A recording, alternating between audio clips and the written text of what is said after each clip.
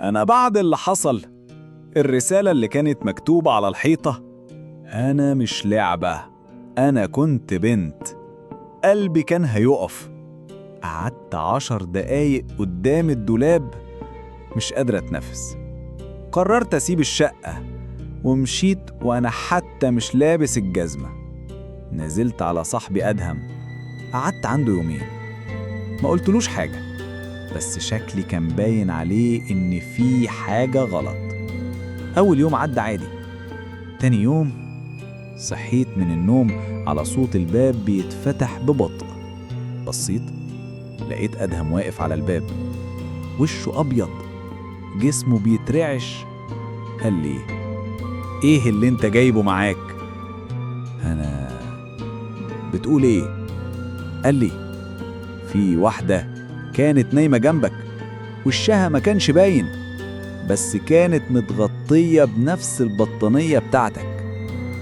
أنا اتجمدت، قمت بسرعة، بصيت على السرير، مفيش حاجة، بس المخدة كانت فعلا دافية، وريحة التراب القديمة رجعت تاني، بس المرة دي أقوى. أدهم طردني، قال لي: اللي انت جايبه مش طبيعي.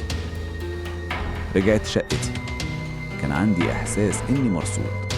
كل ركن في الشقة كان بيبص لي. وصلت الأوضة، الدولاب مقفول، المفتاح كان مش في مكانه، بس الباب اتفتح لوحده وبهدوء. لقيت العروسة مش جوه الدولاب، كانت نايمة على سريري متغطية ببطانيتي، وشها ناحية الحيطة، وإيديها محطوطة زي الأطفال اللي نايمين بارتياح. قربت منها ببطء، قلبي بيخبط كأنه هيكسر ضلوعي.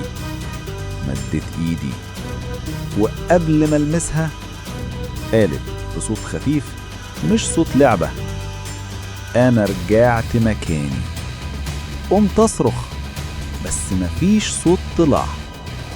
بصيت على ايديا، لقيت علامة تراب مكتوبة فيها: انت اللي اشتريتني بس نسيت. لو القصة دي خوفتك دوس سبسكرايب، ولسه المرعب جاي.